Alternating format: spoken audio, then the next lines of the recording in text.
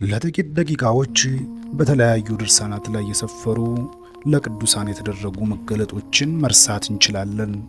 እነዛ መገለጦች ለጥቂት እረኞችና ለቅዱሳን ለታወቁ ሰዎች ብቻ የታዩ ነበሩ።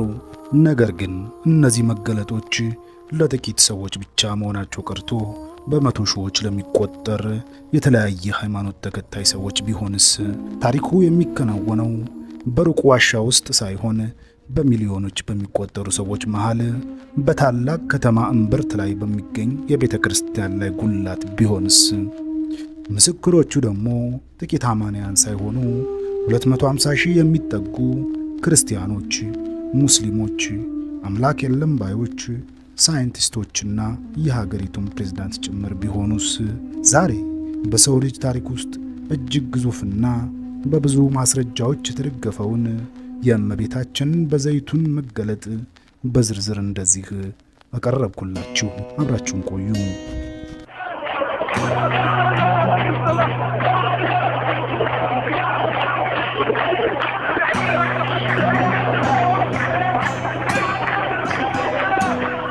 የምንገኘው ዘይቱን በተባለ በሰሜን ግብጽ በሚገኝ ከተማ ውስጥ ነው። ለወትሮም የሰው ግርግር የማይለየው በቱማምባይ መንገድ አቅራቢያ እንገኛለን። እዚህ መንደር ጋራጆችና የጥገና ቤቶች በብዛት ይገኛሉ። ከነዚህ ጋራጆች ፊት ለፊት ደግሞ የቅድስት ድንግል ማርያም እጅግ ጥንታዊ ቤተ ክርስቲያን ይገኛል። ሰዓቱ ከምሽቱ 2 ሰዓት ተኩል ይላል። በቤተ ክርስቲያኑ ፊት ለፊት ከሚገኝ ጋራጅ የወጡት ፋሩቅ መሐመድና አብዱልአዚዝ አሊ የተባሉ 2 ሙስሊም መካኒኮች አንዳች ነገር ወደ ጉልላቱ ቀልባቸውን ሳበው።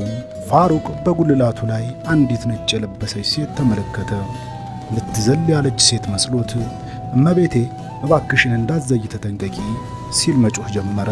ነገር ግን ያቺ በብርሃን የተመላች ምስል በጉልላቱ ላይ መመላለስ ስትጀምርና ከእግሯ ስር ጥላ እንደሌለ ሲያውቅ እየተመለከተ ያለው ነገር እሱ እንዳሰበው እንዳልሆነ ገባው። ቀስ በቀስም ድምፁን የሰሙና ብርሃኑን ከርቅ የተመለከቱ ሰዎች መሰብሰብ ይጀምራሉ። ከዛም በአንድ ድምፅ እመቤታችን ማርያም እያሉ መጮህ ጀመሩ።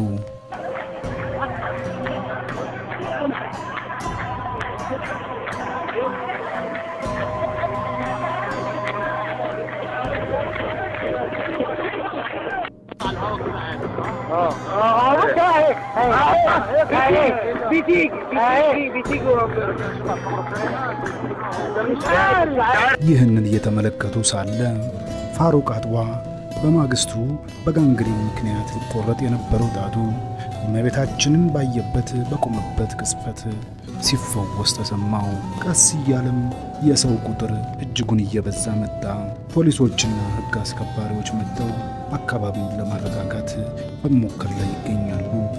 በመጀመሪያ ይህ የማጭበርበር ሥራ ነው ብለው ነበረ። አንድ ሰው በፕሮጀክተር ምስል እየለቀቀ ነው የሚል ጥርጣሬ ስላላቸው ፖሊሶቹ ቤተ ክርስቲያኑንና አካባቢውን ፈተሹ። ምንም ሊያገኙ አልቻሉም። በመጨረሻም ባለሥልጣናቱ በሙሉ የዘይቱን ሰፈር ኤሌክትሪክ እንዲቋረጥ አዘዙ። የመንገድ መብራቶች ጠፉ፣ ቤቶች ጨለሙ። ነገር ግን በዚያ ድቅድቅ ጨለማ ውስጥ የእመቤታችን ብርሃን እጅጉን ደመቀ። በጉልላቱ የሚወጣው ብርሃን በስር የቆሙትን ሰዎች ፊታቸውን እንደ ቀትር ፀሐይ ያበራ ነበረ። እንደ መብራት ዓይንን የሚረብሽ አልነበረም። ነገር ግን እንደ ትነት ቀስ እያለ የሚበተን መንፈሳዊ ብርሃን ነበረ። ይህ የመገለጥ ታምር የሆነው ለአንድ ቀን ብቻ ነው ብላችሁ አስባችሁ ከነበረ ተሳስታችኋል። እመቤታችን ለድፍን 3 ዓመታት ታምሯን አሳየች። አንዳንዴ ለ10 ደቂቃ አንዳንዴም ለ8 ተከታታይ ሰዓት እስከ ንጋት ድረስ ትታይ ነበረ። በእነዚህ እመቤታችን በምትታይባቸው ሰዓታት የሚፈጸሙ ነገሮች እጅጉን ድንቅ ነበሩ።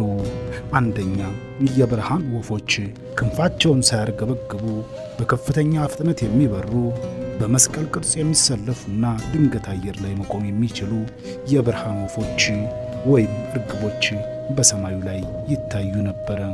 ሁለተኛ፣ የብርሃን አካል እመቤታችን አንዳንዴ ሕፃኑን ኢየሱስ ክርስቶስን አቅፋ አንዳንዴም የወይራ ዝንጣፊ ይዛ ትታይ ነበረ።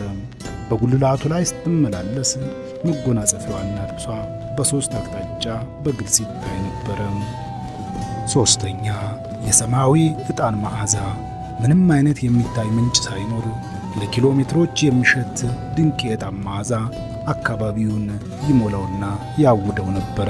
የፕሬዝዳንቱና የቤተ ክርስቲያን ምስክርነት። የግብፅ ፕሬዝዳንት ገማል አብደል ናስር በሚስጥር ወደ ቦታው ሄደው ግልጸቱን ወይም መገለጡን በዓይናቸው አይተዋል።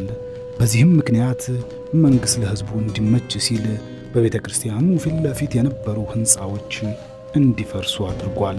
በወቅቱ የነበረው ኦርቶዶክስ ፓትርያርክ ቅዱስ ቄርሎስ ስድስተኛ ባቋቋሙት ኮሚሽን አማካኝነት እመቤታችን ድንግል ማርያም በዘይቱን ከተማ በቤተ ክርስቲያን ጉልላት ላይ በግልጽ መታየቷን በታላቅ ደስታና እምነት እናውጃለን የሚል ታሪካዊ መግለጫን ሰጥተዋል። ቫቲካንም የራሷን ታዛቢዎች ልካ ታምሩ የእውነት መሆኑን አረጋግጣለች። የእመቤታችን የፈውስ ታምራትና የፕሮፌሰሩ ምስክርነት። በቦታው የሚደረጉ የእመቤታችን ፈውሶችና ታምራቶችን ለመመርመር በአናቶሚ ፕሮፌሰሩ ዶክተር ሻፊ አብድል ማሊክ የሚመራ ኮሚቴ ተቋቁሞ የሚከተሉትን ድንቅ ፈውሶች መዝግቧል። አንደኛ፣ የካንሰር ፈውስ። ሚርቫት ዘካሪያ የተባለች ሴት በሕክምናው ተስፋ የተቆረጠበት ካንሰር ታማሚ ነበረች። ታዲያ በእመቤታችን መገለጥ ወቅት በቦታው በመገኘቷ ብቻ ከካንሰር መፈወሷን መስክራለች። ሁለተኛ፣ የአካል ጉዳት። ለዓመታት ሽባ የነበረ ሰው በሺዎች የሚቆጠር ሕዝብ ፊት ከቃሬዛው ተነስቶ ሄዷል።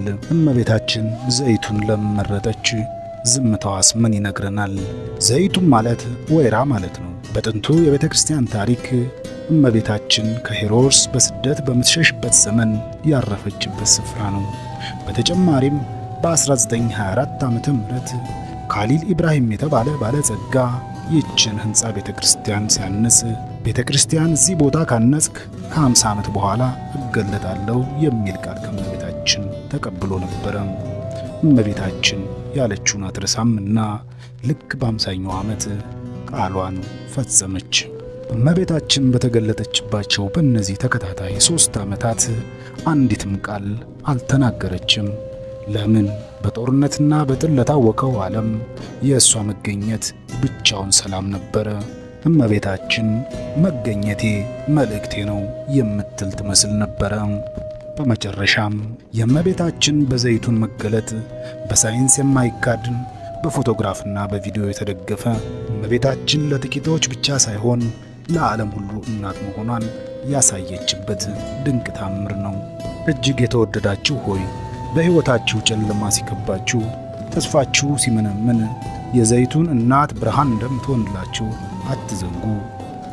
ይህንን ታላቅ ምስክርነት ለሌሎች በማጋራት የበረከቱ ተሳታፊ ይሁኑ። በኮሜንት መስጫው ላይ ይህችን አጭር ጸሎት አብረን እንጻፍ።